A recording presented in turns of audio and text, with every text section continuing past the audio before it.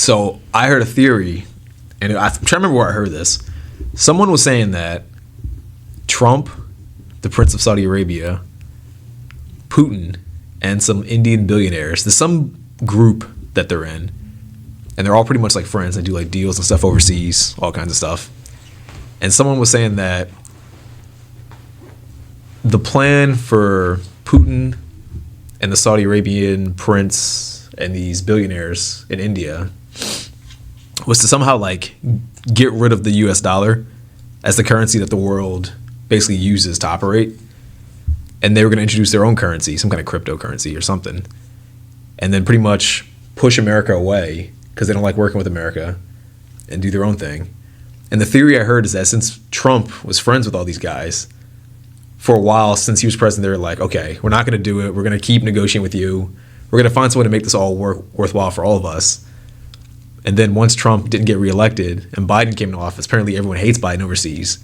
So they're like, fuck Biden. We're going to start doing what we were going to do. And then the war kicked off in Russia and Ukraine. And I heard some stuff where like the Ukrainian war is being funded by Biden and some U.S. people, and Biden's son is involved with Ukraine. So they're kind of really using the war to keep other stuff from happening. So the war is kind of like a bullshit. Like, I don't know the best way to put it, but it's almost like bullshit. And then the Prince of Saudi Arabia, from what I've been seeing, has been like really trying to like grind as far as he's building like the new city, this like $1 trillion city that's like vertical, so you don't have to use cars. I heard about that, yeah. He's building like it's like an island. It's almost like a huge, gigantic city, but it's an island too. Where's this at again? It's all in like, I don't know. The one moves. I think one of them is like a moving city. So it's almost like a yacht, but it's like huge. It's a city, and it can just move around the water. Oh. Okay. But I think the city is near Dubai. I think. I saw something else. Saudi Arabia somewhere. I saw something else similar to that, where they were basically going to make it like a horizontal line. Yeah. Right? Yeah. Think of like the Great Wall of China. I know like it's not like perfect, right? But I'm just getting the example. It's just spread apart, spread up across instead of going vertically, right? And they're going to make a whole city like that. Yeah, I think that's what it is. I don't know where that's at. I saw something like that though. I think it's in Saudi Arabia, if I'm not mistaken. But to me, it was interesting. And then me and Andy looked up some stuff, and they passed some like documentation that the U.S. can now create their own cryptocurrency. It's in the roundtable. We put it up. We were talking about it in the roundtable, but on Discord. But we were saying that they're gonna create. Me and Andy were like freaking out because we're like, oh, now they're making that crypto to eventually push it on America.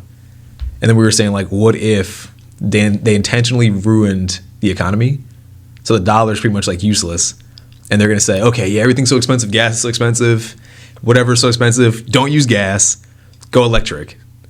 But electric's expensive for the average person, right? So we got this crypto, and this crypto is gonna be worth more than your dollar. What you got to do is trade in all the money in your bank for this crypto, and it'll be worth more. So you can buy the electric car, you can buy a house, you can buy all these things that are now super overinflated, and then you'll be good. And the average person's gonna be like, yeah, it's a good deal.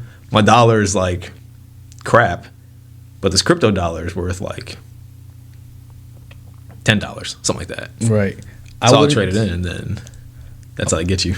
No, yeah, no, it's interesting, right? Because I won't discredit it, right? I won't be. I'm always skeptic. Right? But yeah, it's good. But as we've seen in the past, how everything went from bartering, right? Coins, dollars. If I'm missing anything, let me know, right? But there may be something else coming up, like you're saying. So, it's in the back of my mind, I'm always thinking, like, I'm not familiar with crypto. I don't know about Ethereum. I don't know about Dogecoin and going to the moon. I don't know about any of that, right? But I do know a lot of people are into it, and possibly it could easily be pushed onto others because we're in a society of sheep. No, seriously. I mean, you know, like we're not the people that make the choices, right? Yeah. You know, so you're telling me all these things, and I'm like, you know what? It could all be true. It might be bullshit, but at the same time, I don't know what goes on past a certain level of my atmosphere, of my world. Yeah. There's so much things that's going on. I heard of a thing called Men in Black. You know what I mean? So I heard about aliens coming out lately. So anything's possible. Yeah. That's how I feel. Like anything's possible. So who knows? Yeah. And I try to be skeptical too. Like I try to think about if it could happen, but also try to, maintain that healthy skepticism and just kind of be like, maybe it won't happen. Maybe this is all just some overblown conspiracy theory. But then Trump also did buy a golf course in I think Saudi Arabia. Did he? Like a month ago or two. Is that where Cristiano Ronaldo's at? I think they're in Qatar. No, he actually just took a deal to play soccer, I believe I could be wrong if it's Saudi Arabia or not, but I think it is. Oh, did he? I didn't know about this. For a pretty penny.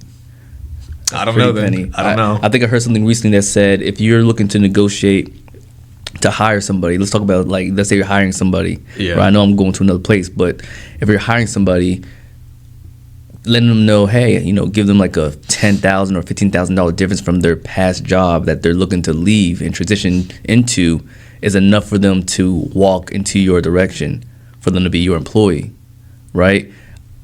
I don't remember the exact number, but all I know is it was millions for him to transition, millions per year. And I was like, that's way more than 15,000. Yeah, he should take it. Yeah, he should take that deal.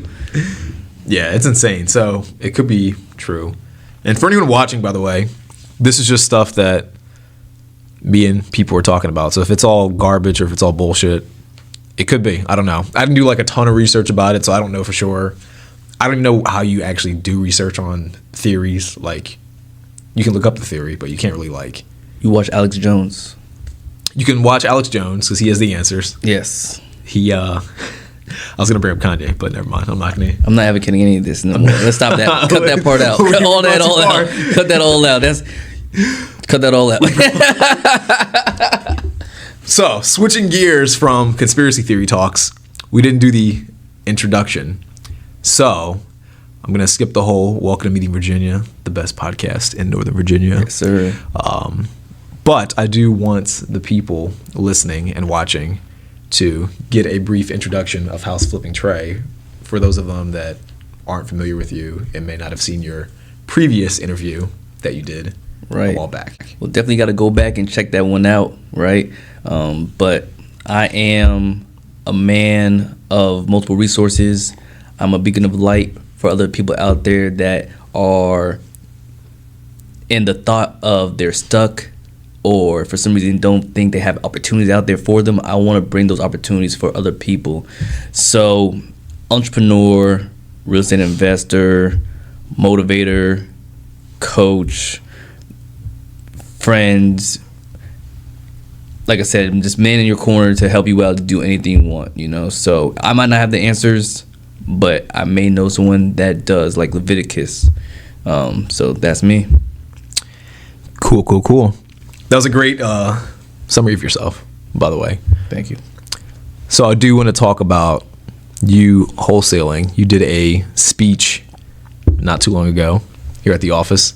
Yes, sir. Round of standing. You got a standing ovation at the end. It was a lot of applause. It was good. No, it was good. I was curious to know how was that your first talk ever, or was that your first one here? That was definitely my first time being a guest speaker, right? For sure. I have my own meetup in Northern Virginia, right? Meetup.com. If you ever want to check it out, right? So, what meetup is it? Wait, the website meetup.com. No. And I have a meetup, so many different ones, right? So, I think I called my first initial one was Northern Virginia Real Estate Investing Meetup. I think I called it something generic like that. Mm-hmm.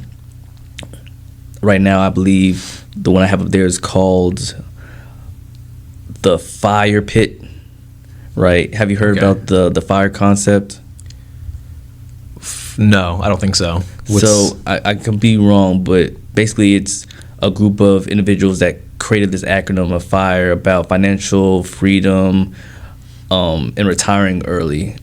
I can't remember exactly right now, but it has to do with the acronym of FIRE, like financial freedom, retiring early, and something like that, investing, right? And it's not only about real estate, but just in general, how to get out of the rat race and get into your own security, right, through whatever investment vehicle you have.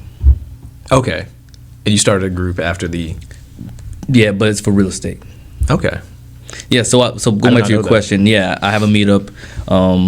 You could probably just type my name in, Tremayne Lord. You'll possibly find it that way. If not, I could give you the show notes. Not show notes, but I can give you the link. You can put it in the bottom somewhere, right, for them to see.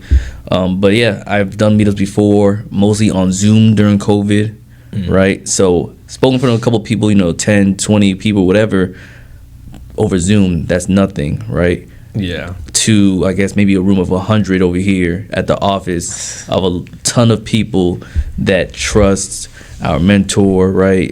Bigger Pockets people were here. Really? Yeah. So when I say Bigger Pockets people, I'm meaning like followers, not the actual, leaders of Bigger Pockets. So, but yeah, people were here that are doing great things in real estate that come to this office, right? Because of our leaders. So Cool. Yeah, I saw it when you did your presentation. In my mind, I was like, if that were me, I'd have been nervous as hell because I hate public speaking. Man, you gotta get uncomfortable. It's true. Right? You gotta get uncomfortable to grow. And I'm telling you, that whole day, I was working on my speech, working on it. And to be honest, I was working with it with a buddy of mine, Sonny. From the morning, we went to the gym in the morning. We're on the bike. I'm going over my speech for like I'm literally going over the speech for the first time the day of. I had my PowerPoint, but I didn't really like go through it in entirety. So I tried doing it in front of Sonny, and I'm just trying to go over word. We meet up again at the gym across the street after, maybe an hour before, trying to go word over word. Yeah. And thankfully, he's over there sitting just listening to me, and he's just giving me advice because he's done it before, and he told me, don't really get hung up on the word that you're going to say, because when you get up there, you're more likely not going to even say that word. Yeah. Right? So, because I've experienced in it, right, I've been doing it for some time now, it was easy for me to go up there and just talk about my experience. And he helped me get that perspective of how to actually convey my speech, right? Not basically trying to tell you to wholesale, but just saying, this is the topic and this is how I have operated my business during this time. Yeah. So you're not really doing it verbatim. You're just kind of thinking about each slide, kind of what the basic point is, and then going through it that way. Correct. Effectively. Yeah. I have the PowerPoint. You got bullet notes, and I'm gonna go down the line. If I have anything to say about it, and I guess expand on it, expand on it, right? Then I will do so. But well, speaking of wholesaling, word around town is that you have a course coming out. Yes. So that's part of what I wanted to talk about. Let's talk about here it in the pod tonight. Let's talk about it. So, have you started working on it, or because we talked about this? Was it like about 2 weeks ago, maybe 3 weeks? 2 or 3 weeks ago. And I remember it was just kind of an idea. I didn't know if you had actually shot anything or what your plans were with it overall. The plans are to get things in motion. Basically just lining some things up at the moment. Building a community like you have been doing. I'm looking to do the same. And while I'm building that community, I will be simultaneously working on the course at the same time. So eventually, it will be here soon. Cool. When's the expected release day? Expected release day? Yeah. 2023. Is there like a month? Is there... I'm trying to... No, that would be great. That would be great. I need to maybe talk about that off camera. Figure out what's the exact day I want to put myself to put the work in and get it done. But I would say by Q2, it should be out.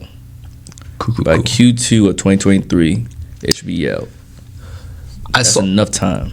Yeah. I saw, I don't know what it was. I don't know if it was the video you sent me or if it was someone else. Because lately I've been trying to binge on like marketing strategies and like the best way to get leads and all kinds of stuff. And this one guy put out a program and I think he kind of pre-sold it. So he put the idea out and he started selling the idea. And then I think it might have been the video you sent me.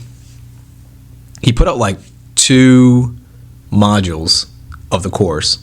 Like he didn't build the course as a whole. He just made like 2 videos about, like it was the 2 videos he planned on putting in the course anyway. But he made those. And then once people were interested in it, they got on his email list for the 2, and he kind of gave him a trial, and the trial was the 2 videos.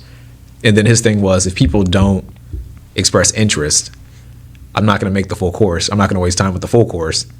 But if people buy the first 2 modules or whatever, or express interest, then I'll pre-sell it, and then pre-sell, like actually take money, and then make the full course. So I put it out there. Maybe that's an idea that you might implement or something. Over like the last, let's say, 2 years, I've been filming a lot of, like I said, doing the Zooms, right? Doing meetings or interviews, right? Even things by myself where I'm basically walking through how to pull lists on different softwares. So, and like even the speech that I did, I have a video of that, right? So I have a couple different things I could possibly put out there as what you would call a lead magnet, right?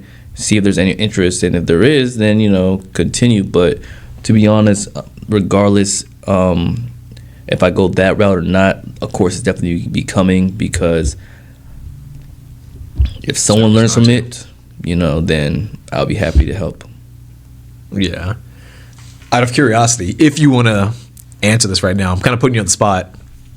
I was going to say, do you have like a quick, brief guide for anyone listening or watching on how to be a wholesaler, like in the next, say, by the end of January, they're already starting to work on at least their first deal, if not several deals.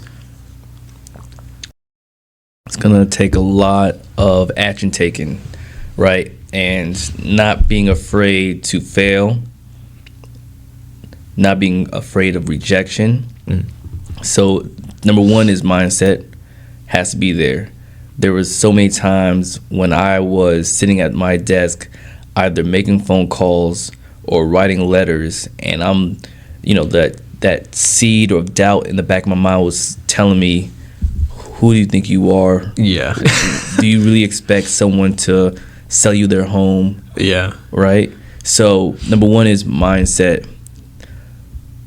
This is the game of numbers, right? So as the more people that you talk to, meaning the more potential sellers you talk to, the better of the chances of you actually getting a deal on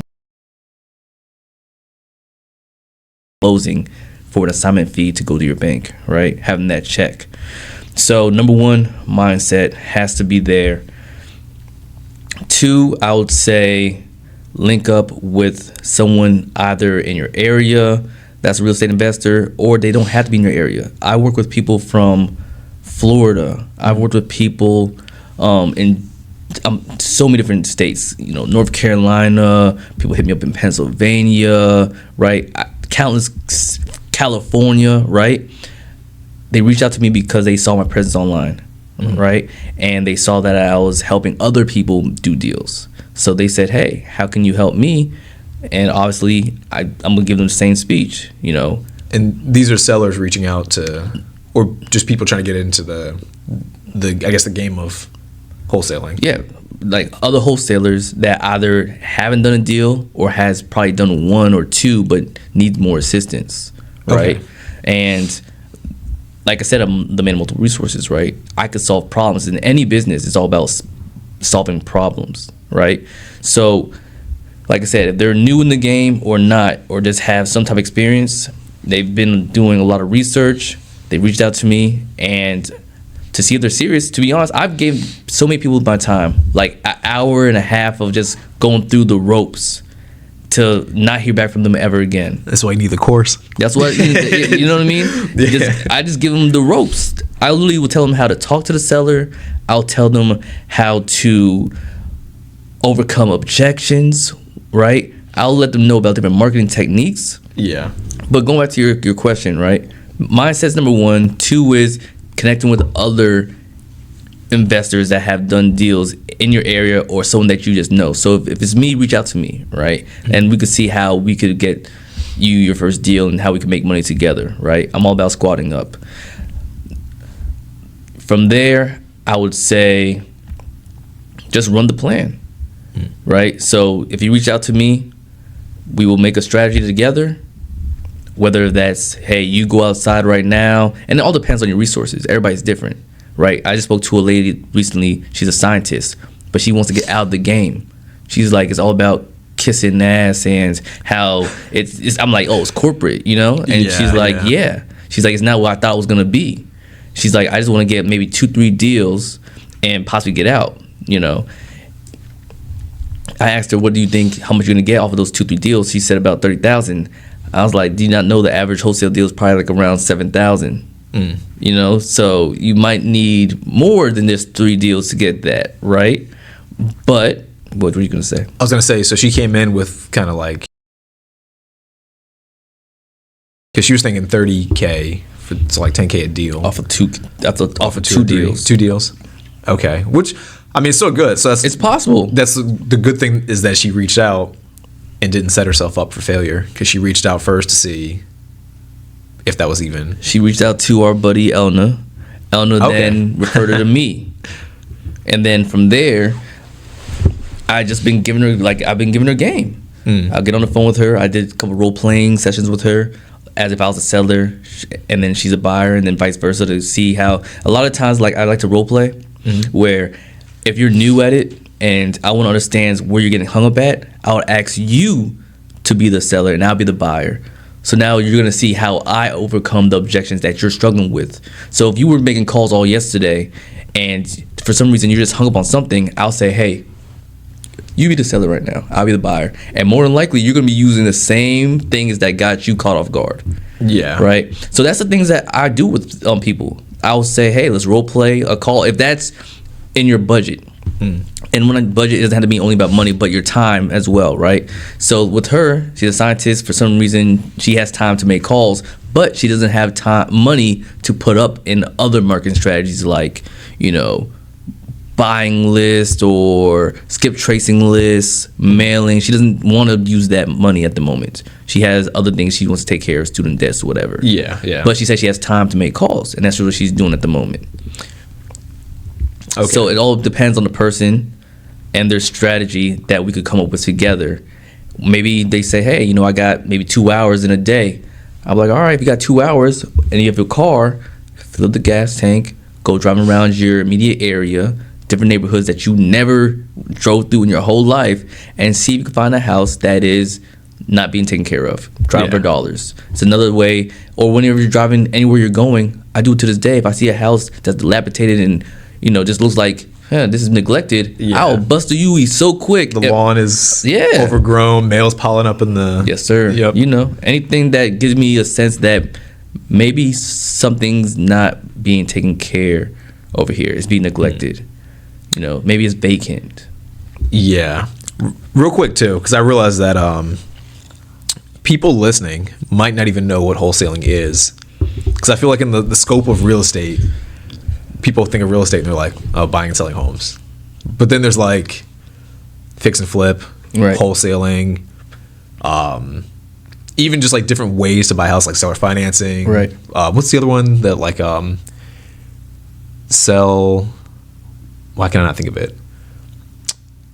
It's kind of like subleasing. No, I don't know why it's not subject to like financing. Yeah, that's a creative financing tool that you could use. Yeah. So I guess for anyone watching and listening, could you just like a brief wholesaling explanation of what wholesaling is? Because they're probably listening like, I don't know what wholesaling is. I believe everybody knows what wholesaling is, and everybody has wholesaled in their lives. Okay. Everybody has wholesaled something in their life. Don't tell me you have not. All right. So what is wholesaling in general? Wholesaling is basically you are conducting a business, right? Whether you think it is or not. You have one side of the seller and the other side is the consumer. Supply and demand, right? So, for example, if Leviticus has a television and he's looking to sell it. We're just having, you know, occasional chat like all the time, and he's like, hey, by the way, I have a TV for sale. Do you know anybody looking to sell? I'll say, how much do you want for it? He'll say, I'm looking to sell for 50. It's not the best. I'm like, all right. In my mind, I already have a consumer in mind. I have a friend that's just moved to a new spot, doesn't have a TV yet. I said, hey, yo, didn't you say you want a TV? He's like, yeah. I'm like, I got this TV. This is the specs. Da da da da. How much do you want? How much you want? My man's selling it. He was like, man, I'll pay about $150. I was like, cool. I go to Leviticus. I'm like, hey man, here's your 50. Yeah. And I kept the 100. So you just profited 100 without actually having a product or any.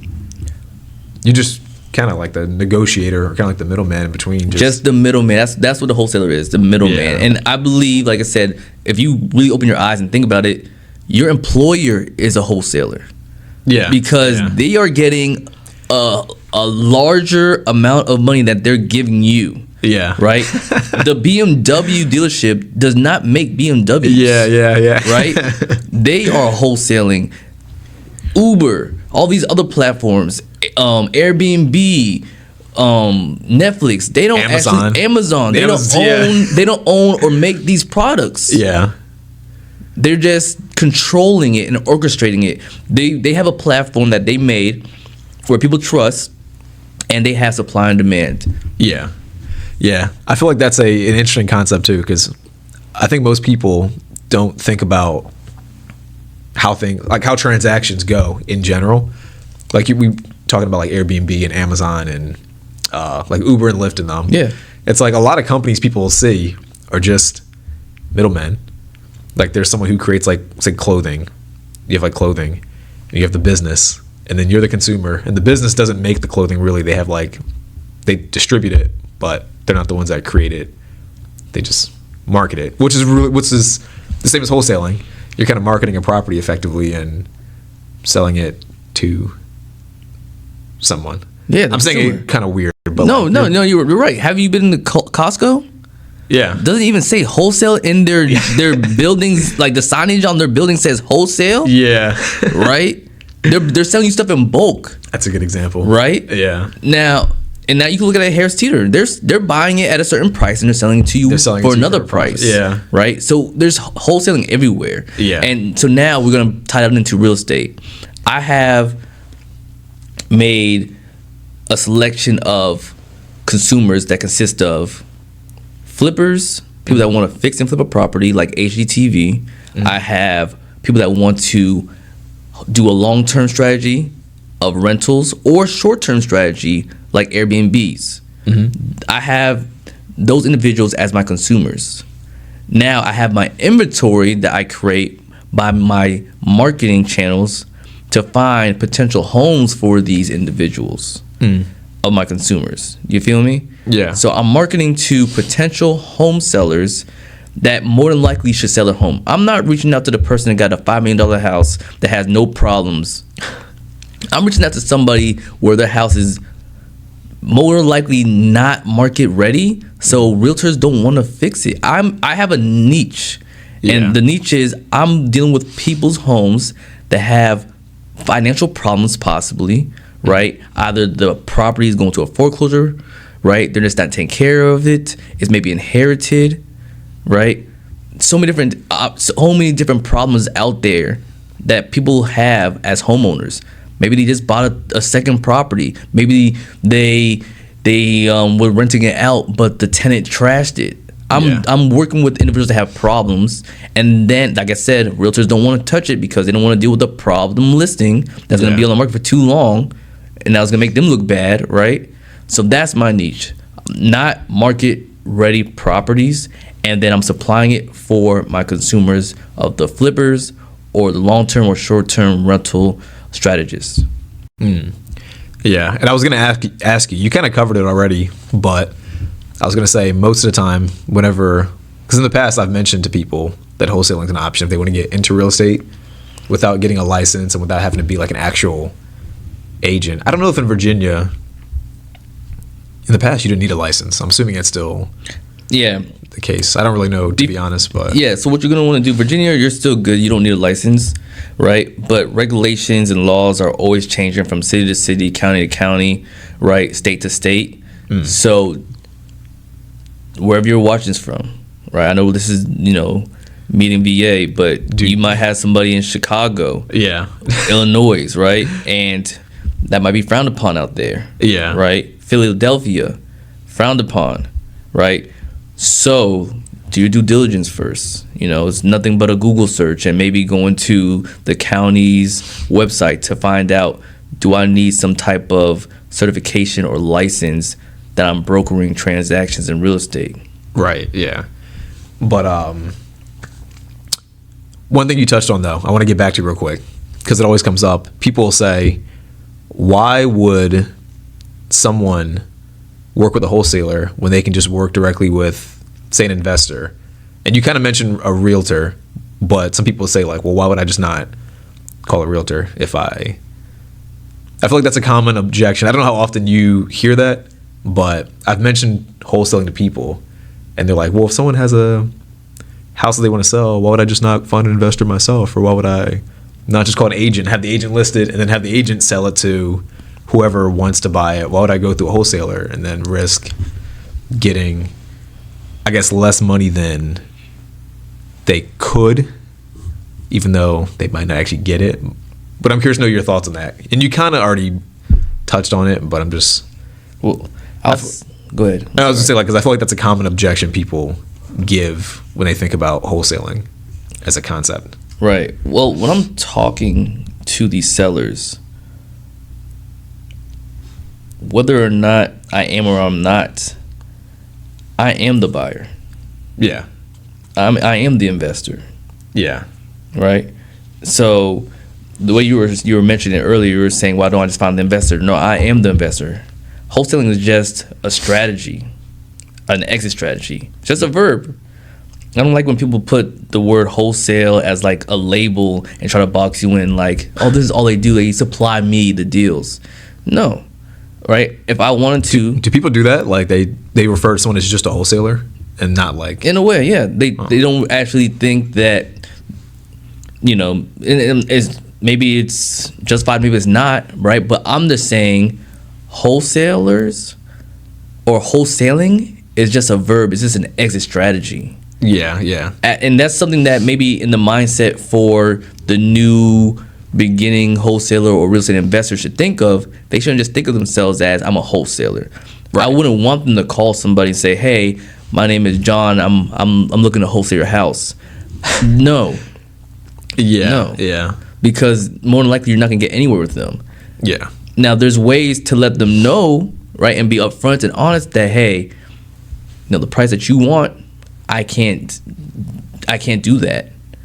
But I might have some friends that might be interested in that home, and I'm great at what I do, and more than likely my friends are gonna want to give me some type of fee for bringing this home to them, right, this property to them, so that they could go about and do whatever extra strategy they have, right?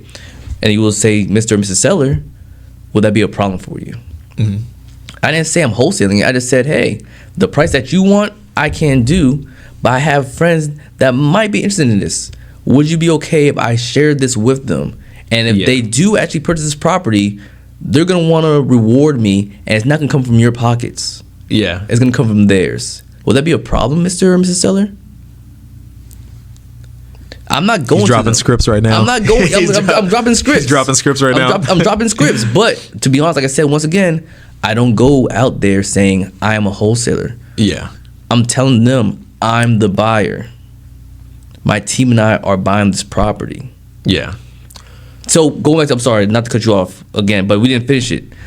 The reason why they might not want to go to a realtor is they might have a time-sensitive situation where a realtor may not be able to help them out. Yeah, yeah. They might be on a chopping block and have to sell a property within the next 14 days, 7 days.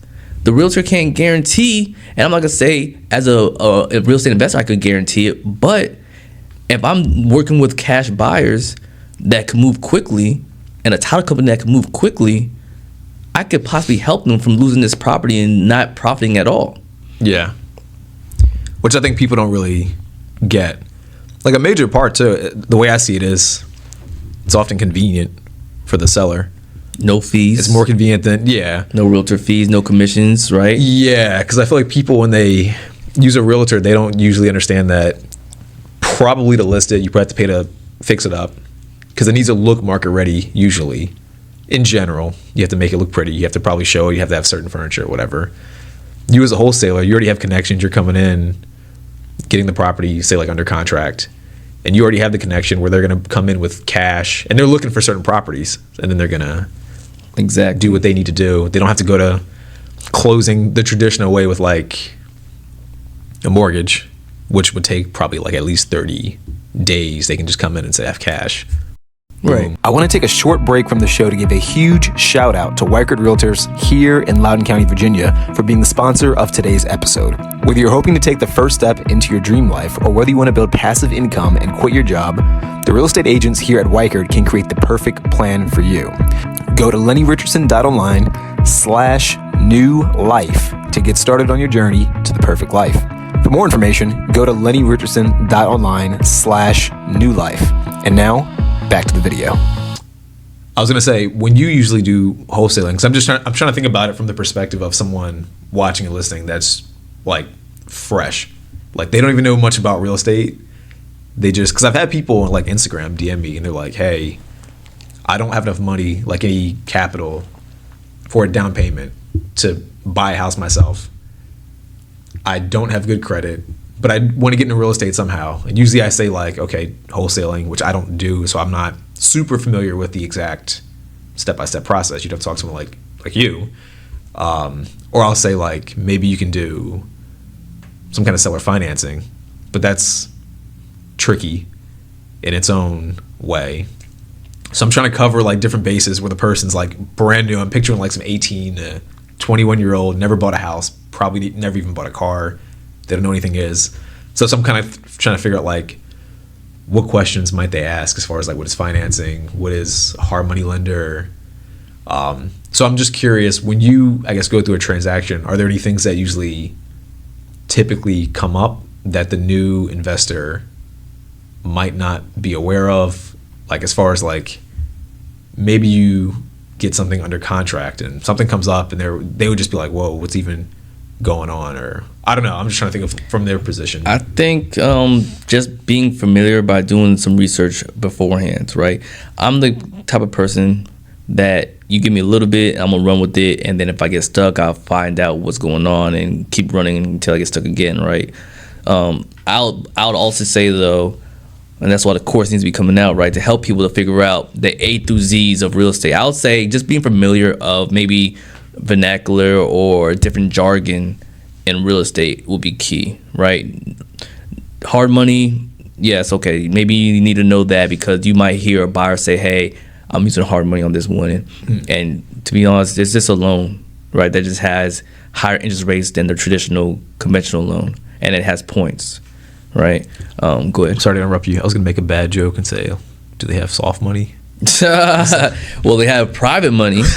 They got private money, right? And that could be in your favor, right? So going back to it, but yeah, I'll just say maybe learning the ABCs. Sorry for that bad joke, man. No, it's all good. It's all good. I'll just say learning the ABCs of real estate. You know, what's earnest money? You know, but that's basically skin in the game. That's basically your consideration on the contract to say, hey, I'm gonna go through with this, right? So that's something that I'm gonna put in the course as well. I've interviewed hard money lenders. I've interviewed lenders, right? So I'll definitely put all that in the course as well, so that people will be more familiar. And I went through like 45 to an hour interviews with these people, so they'll let you know about different packages that these hard money lenders have, lenders as well, right?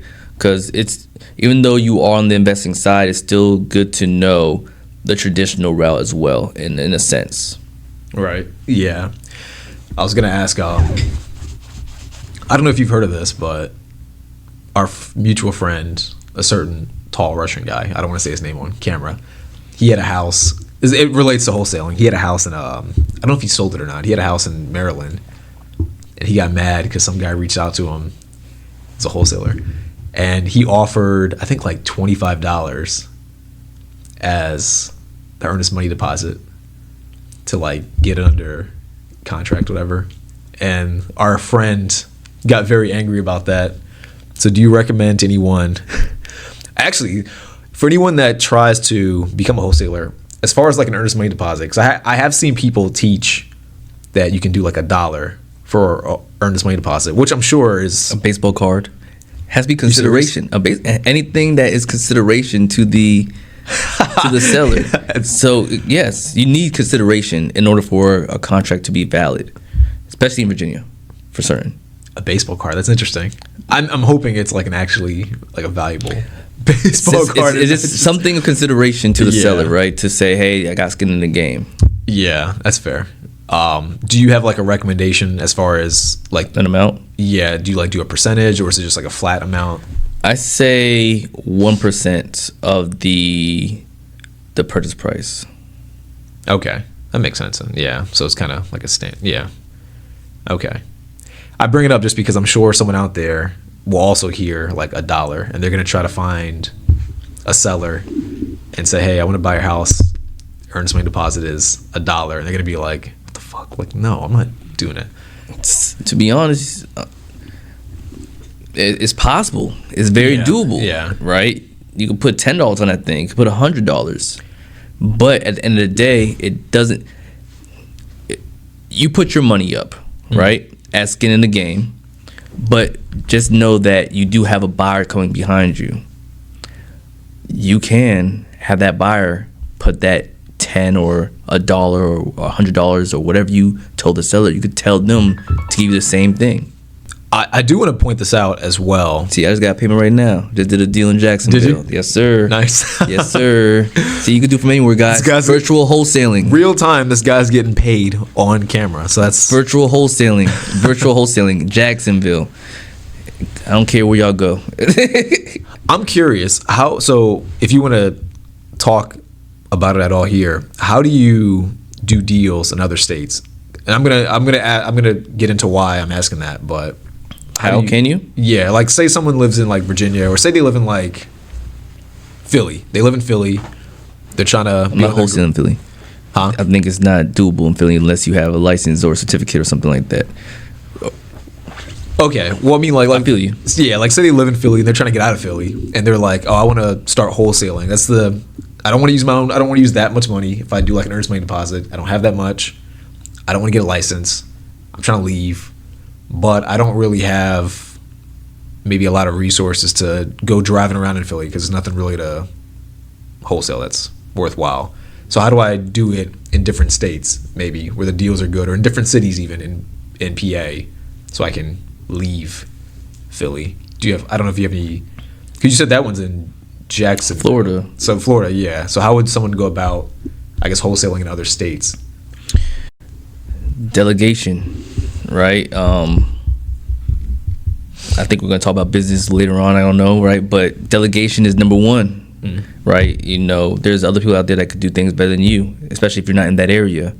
So I love this story I'm going to tell you right now, right? Yeah. So a gentleman brought this deal to me from an online source, right? I met this guy online, like I told you, in Florida, and he said, hey, I came across a property. I think it might have some potential. It was vacant.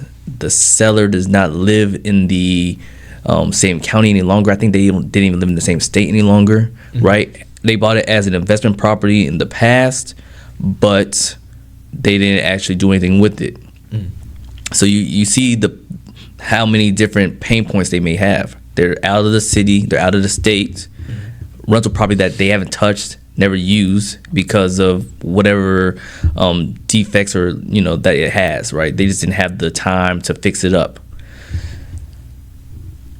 I said, okay, cool. I was like, well, are you in the area? He was like, yeah, I'm in Florida, but I can't get there. I know he works a job, whatever it may be, just couldn't get there. I said, okay, I'll figure it out. I called a Lyft driver. I said, I didn't text him, but I said, this is my pinpoint, with the property. And then I called him as soon as I made a pinpoint. After he actually got the location, I called him real quick. And I was like, hey, boss, I'm actually not at that property. I'm actually looking to purchase that property. Okay. And I need your assistance.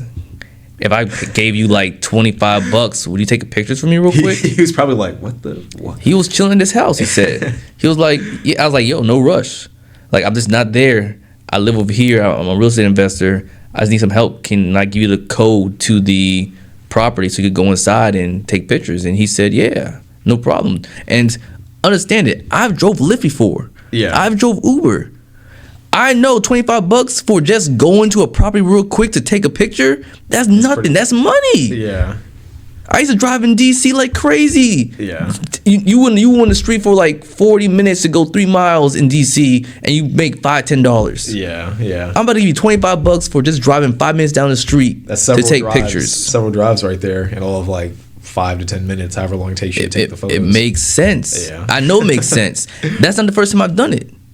I've called a property out in West Virginia.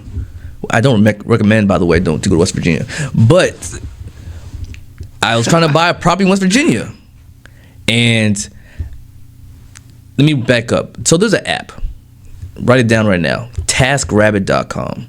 It's in different cities, different states, but sometimes they're just not in an area where they don't seem like it's prevalent. So they didn't have TaskRabbit in Florida, the area that I was looking at. They didn't have it in West Virginia, in the area I was looking at. So, and on TaskRabbit, they have people that will do a random task for you, whether that's lawn care, handyman service, paint, so many different things. Take photos, right? Yeah. They didn't have that. And you're just paying the person just for like an hour to say, hey, here's a 30 minutes or an hour. I'm going to give you like $20, $25 with tip. Easy. Yeah. Right? So they didn't have that. So what did I do in West Virginia? Well, I didn't call Lyft this time. I didn't think about that. All I did was call local places, local stores, mom and pop stores in the area. And I met somebody off of like my first or second call. And they said, yeah, I'll go out there and take pictures for you. And I said, awesome. I'll send you the money after you send me the pictures. And I actually dealt with that person maybe twice in that area. So whenever let's say if I had a property in the same area right now, I would ask them. I still have their number. I'll reach out to them and say, hey, how are you doing? Hey, are you down to make an extra $30 real quick? So long story short is, how do you do things in different areas? Delegation and getting boots on the ground. Getting people in the area to do the things that you need to get done. Okay. That's pretty solid, actually. So with the Lyft thing, did you just like use the app, call Lyft to like a spot? Exactly. And then beforehand, I guess, leave like a note or something to say like. As soon as I saw that a driver accepted the ride, yeah, I called them. Okay. And I told them, hey, I'm actually not at that location, but this is what I'm asking, and are you open to doing this? You have a cell phone that has a camera? Yeah. Are you willing to take photos for 5 minutes? Yeah. I'll give you $25.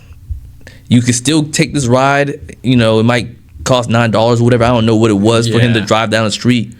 I'm not canceling it. Bam. I was gonna try to give him the money all on there, but unfortunately, it didn't allow me to. I didn't know why they didn't allow me to give him extra on the tip. It didn't go up to the amount I wanted to give him. That we agreed upon, right? Make sure you're not tipping too much. Yeah, something like that. It was something. That's weird. So I was like, all right, they're not allowing me to. Let me get your Cash App. They're like, you can't give him more than you're giving us. It's not allowed. You can't give him more. Yeah, that was weird. Yeah, that's pretty interesting. So you can do it fairly remotely if you're creative about it. Just meeting people in the area, Facebook forums, meeting people in the area. Hey, I got a deal in this area. Is anybody willing to help me take photos? Whatever it may be. Yeah. And the reason why I brought that question up is because I think we talked about this before. I feel like more people should want to be more geographically agnostic is what I've been calling it. So basically like not working in a specific area and having the ability to make money either remotely or elsewhere. Not in, like, if you're living in Philly, and I'm from Philly, so I can say this, you don't want to be in Philly. You want to move out of Philly, or if you're in some bad neighborhood or area, you don't want to live in that area. You want to move out. So being able to be geographically agnostic will let you do that. So it sounds like wholesaling, you can still be geographically agnostic if you're creative with it. With wholesaling, for sure, man. I told you earlier, hey, you don't have the funds to do a certain type of marketing strategy. You're not willing to put the money up for that. You're willing to more than likely maybe drive around different neighborhoods. You could drive for dollars virtually on Google Maps. Wait, how does this work? Oh, Google Maps. You go to Google Maps. Type in the address. Start driving down the street with your mouse. I never thought about that. That's interesting. I'm guessing if you see a house that doesn't look good on the map, assuming it's not like... The pictures are not always... Sorry to cut you off. I know I did. But the pictures are not always current, right? Yeah. So take with a grain of salt. But if you don't have any other options... Yeah. This is an opportunity for you. There's other apps or softwares. PropStream, BatchLeads.com, right? Those are these platforms that are built for wholesalers or real estate investors. If you don't want to use Google Maps, they have the same photos up there. If you want to pay for their service to help you pull lists and whatnot, but you could literally pin yourself down in a certain neighborhood, start clicking the mouse down the street to look at different homes if you wanted to. Yeah. Not saying it's the best thing to do, but I'm just giving you different options. Yeah. If you're younger, don't have a car, whatever the situation may be. If you want to put some type of work ethic in or put some action in, then it's another opportunity. Yeah, that's pretty solid. That's actually, I never heard about the Google Maps technique. So for anyone listening that doesn't have a car or doesn't want to drive around because maybe it's too cold outside, they don't have an excuse. They can still use Google Maps and still technically drive for dollars. You're at work at a desk job. You want to go after your passion on your company's time. Google Map. That's pretty solid. I've never heard that. That's pretty good. What else did I want to talk to you about? I kind of want to ask about how much time do you have? Till I die. I like that answer. I like that. It's solid. So I was going to ask you about marketing because in general, I want to talk about marketing a little bit before you had to go, but I feel like marketing is also a big part of wholesaling. I guess once you start to try to, I could be wrong. You're the wholesaler. But I feel like as you get deeper into it and really try to, I guess, get more deals, you have to market more. And I feel like at some point, driving for dollars might not be as scalable as finding some way to market, because you're kind of still trading time for money at that point to a degree. I was going to say, as a wholesaler or doing the strategy of wholesaling, right, as a business model, it's active income. It's not passive. So you do a couple deals, you go on vacation, Costa Rica, go splurge off. I don't know what you guys do these days, but right. But you go out there, go have some fun. Guess what? If you don't have any systems in place, there's no leads. There's no pipeline for you, right?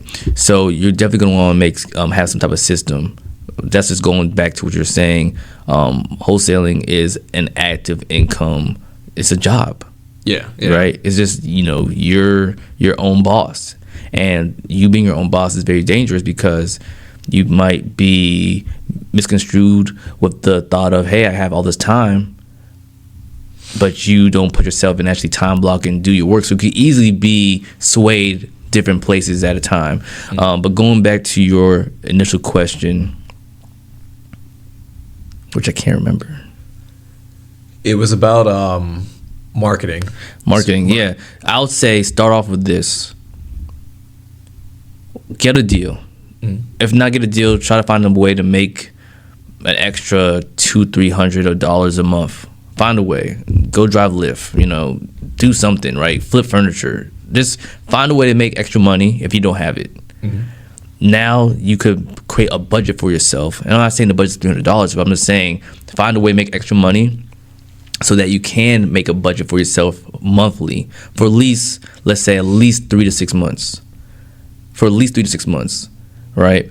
And it's not that expensive to get, a Google number or just another phantom number, right? That you can make calls from, because more than likely you're not going to want to use your own phone number, right? Yeah. So, and that service doesn't cost much. That's like $30 or less, maybe $45 or less, depending on what platforms you have. I think Google Voice is still free. Is it? To my knowledge, I think it's still free. So I have something that I use. It's called CallRail, and okay. I've had that for like the last 5 years. It started off at one time, I think, at $30. I'm at like $45 now. I wish they grandfathered me in and never made it increase. They don't do that no more. They should do that. I should call them. They don't care about their loyal customers. Yeah, right. I've been here forever. But it helps me track. It helps me track the analytics of like my different marketing campaigns. Right. So I have, with a basic platform, you have 5 numbers, and I could put different marketing, tags on it to know, this came from my letters, this came from my text messages, this came from my phone calls, this came from my website, this came from wherever, right? Yeah. So I would say get a number, possibly, right? If you want to, probably invest in a way to build lists, like I said earlier, prop stream or batch leads, and then maybe pick 1 or 2 different marketing channels, right? And focus on it, and don't veer from it for at least 3 to 6 months.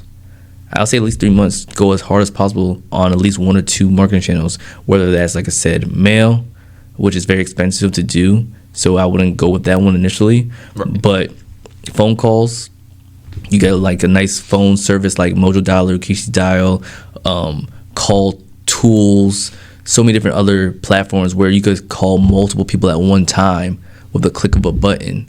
So now you're going through a cycle of 1,000 calls in a day or more, depending if you have a partner or a friend that's helping you do it, right? Okay. So now, like literally, I'm calling 10 lines at one time. I'm calling 10 numbers at one time, and if someone picks up, it hangs up on everybody else, and I'm talking with the person that picked up. Okay. I'm going through 1,000 numbers in a day, right? So you're making better use of your time, because without those programs or whatever, the software, whatever it is, you're just sitting there typing in one at a time. Hard. Take you hours. Hard to go through maybe even 50 in a day. Yeah. And that's like an all day thing. Like, I'm talking about 6 to 8 hours possibly just dialing manually. Man, you might go through 25, or if you get lucky, you get 50 homes, because I'm telling you right now, that one property that you're going after, it might have 5 or 6 numbers that you're going to try to dial. Right? So in order for you to get to 50 in that one day, it might not even be possible. Yeah. One thing I want to bring up too, because I feel like I'm trying to still keep from the perspective of a brand new guy. I feel like people don't consider sometimes for these houses, especially if you look up like the actual public records, you might have the husband, the wife, the kid, some random person that's somehow affiliated with them, just like a bunch of people on the listed as a contact for one house. So you're saying that when you use these, like the software or whatever to call, you could be calling like 10 numbers for just one property, and then one might be like someone that actually answers, not even someone that becomes a lead or that gets closed. It's just someone that just could answer.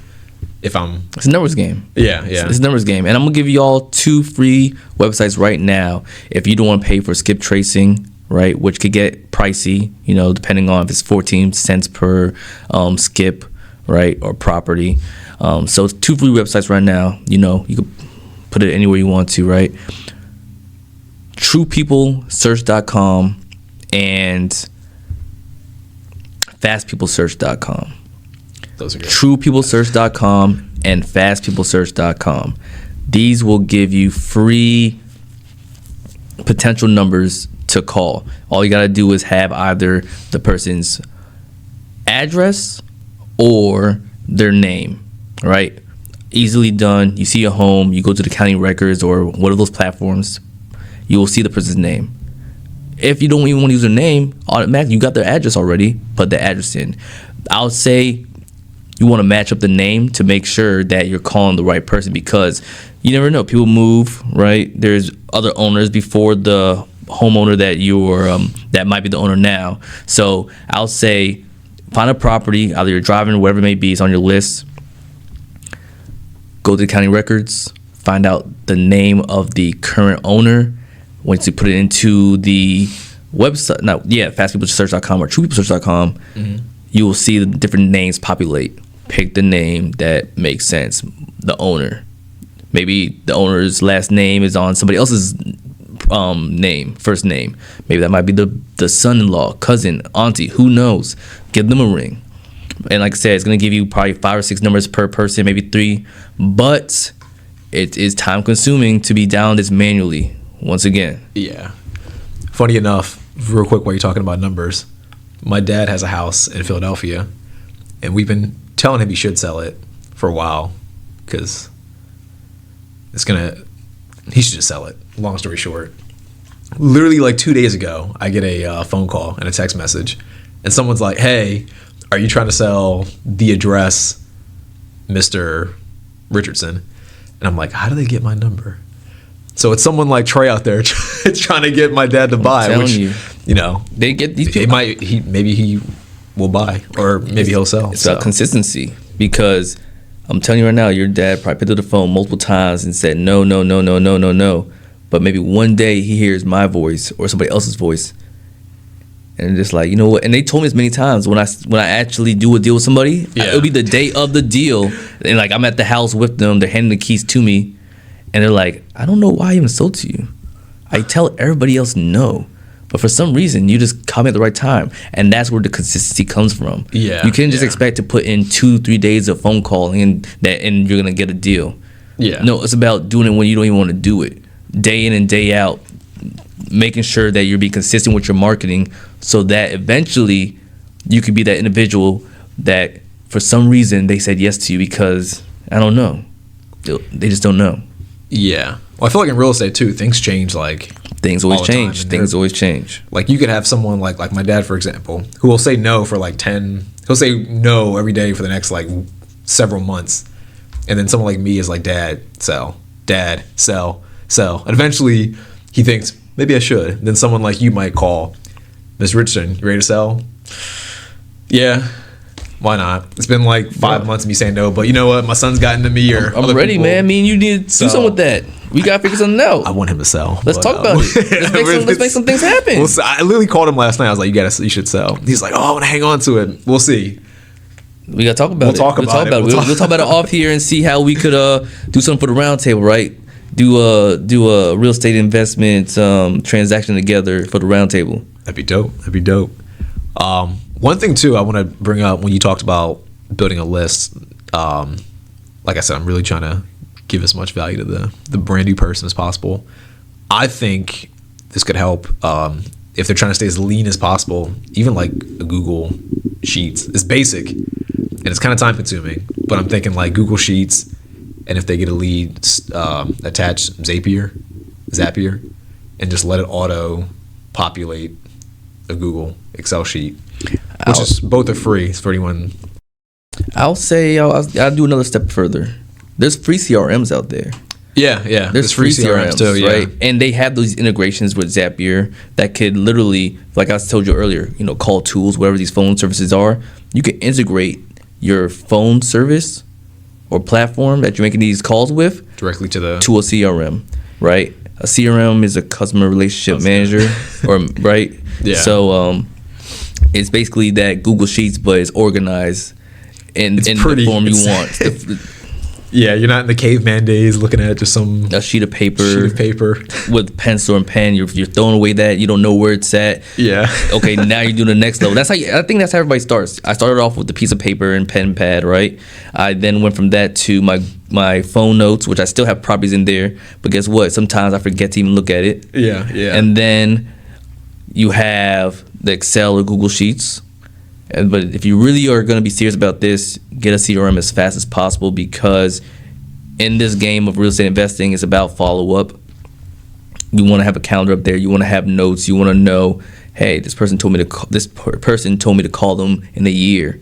And if someone tells you to call them in a year, call them in like 6 call them in 6 months. Yeah. For sure.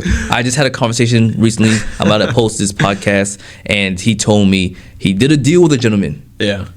He did a deal with him, and the guy was like, I got 2 more properties. I'm ready to sell to you, but just not now. In a year. Call me back in a year. He said, all right. He had it on his calendar in a year. He called back in a year. He was like, man, he was so happy to hear back from me. He was so happy. Like, we still had the same rapport as we did before. And I was like, man, I'm glad you called me back, man. How's everything going? Well, you know, he told me in a year. He said, oh, yeah, I got that under contract already. That's about to be sold.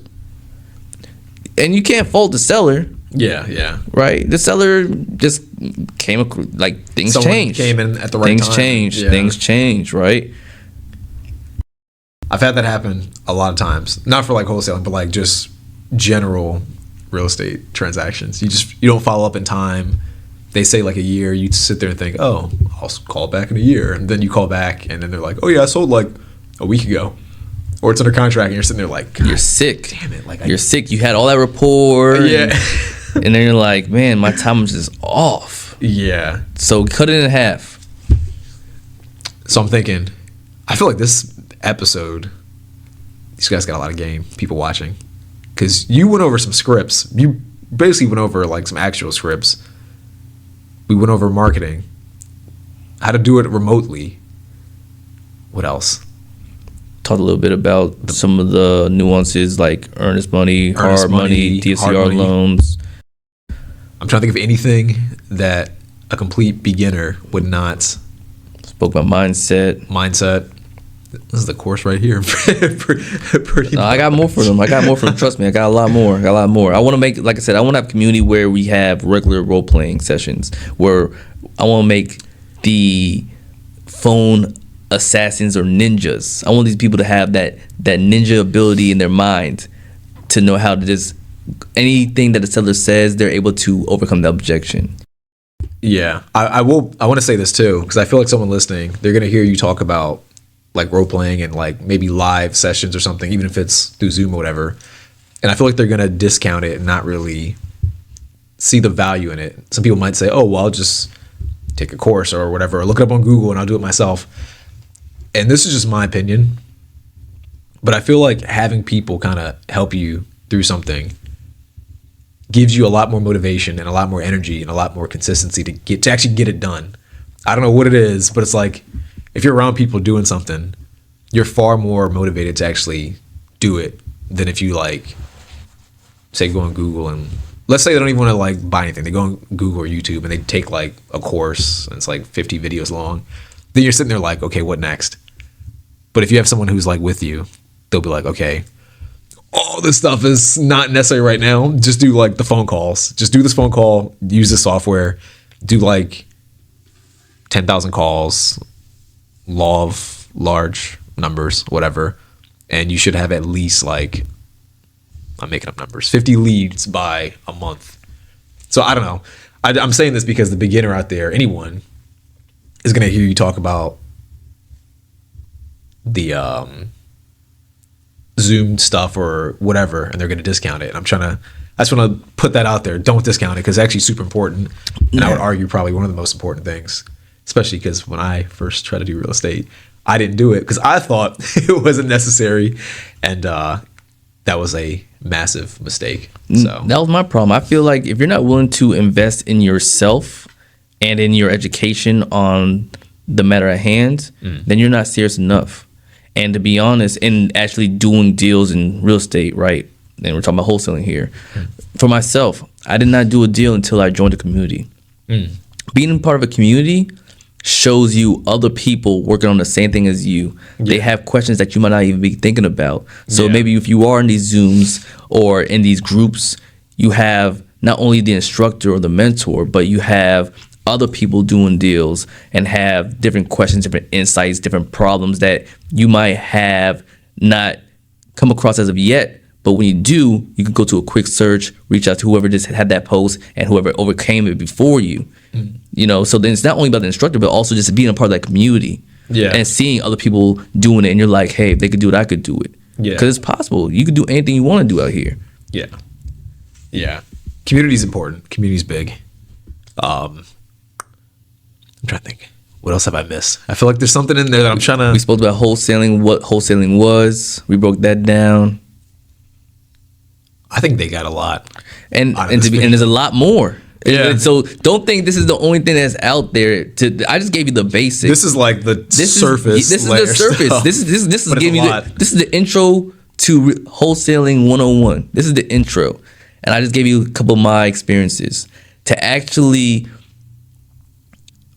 be a part of the community and actually get some deals done, you got to put action in. And I believe, once again, you got to be part of a community so that you have someone holding you accountable and you're seeing others doing the same as you and actually succeeding before you do. Because, it might take you time if you're new when you see somebody else in the group that's been in there for a couple months or not, maybe less or more, and they're doing deals. You know that, hey, I know this is real. I have confirmation. Even though it's not myself, but I see someone else doing it, you have that confirmation. Yep, exactly. Yeah. That's all that I can think of. I think we covered a lot in this. This was like a master class in like wholesaling. So I feel like people are going to get a lot out of this. Is there anything else before we close out that I may have missed that you want to share? Reach out to me, 571-206-8884. Don't text that number. Call me only.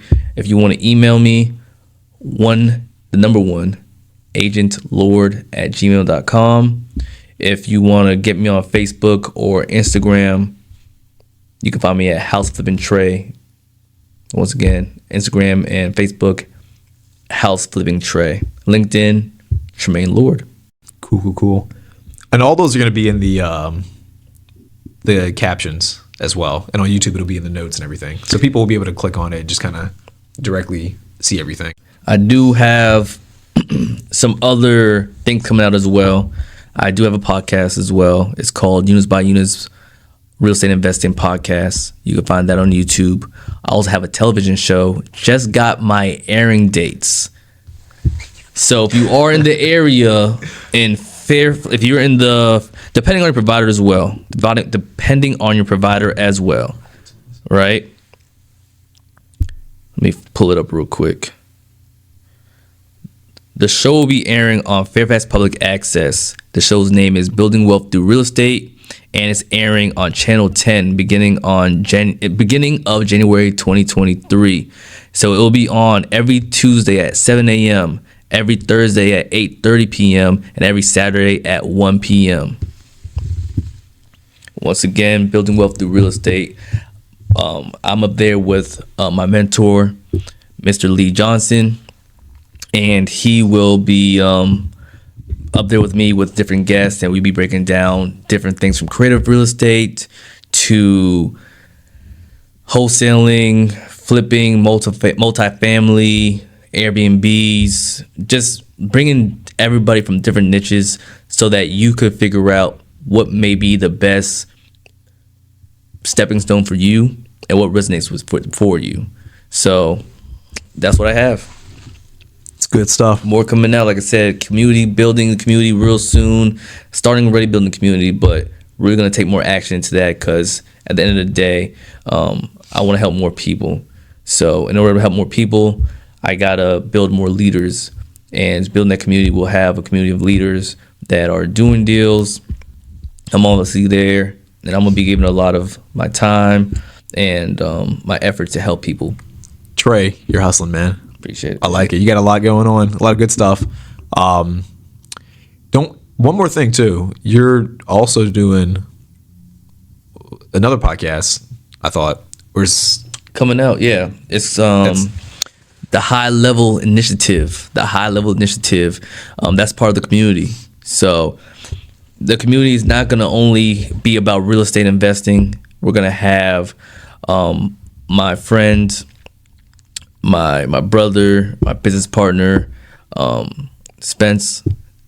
He'll be up there, and he does stocks, right? So we'll be talking about stocks. We're going to be talking about different forms of leveling up. We're going to be talking about health, right? It's not only about to be about wealth, because also health is wealth. So we're going to be talking about how to get your BMR. We're going to be talking about your macros. We're going to talk about, being in the caloric deficit, right? We're talking about the true synergy of mind, body, and soul, also financial stuff as well. But just talking about opportunities, talking about how to become a better human being, a better individual. So yeah, it's gonna be everything, man. We're gonna be interviewing people from all over the place. I'm gonna be interviewing Leviticus. I'm gonna be interviewing other business owners as well in the community and also across the world. So the high level initiative will be coming out shortly. It's good stuff. Good stuff. Q1 2023. He's got a lot going on. Be sure to follow him, guys. He's got a lot of stuff coming out. I think you guys are gonna get a lot of value from it all.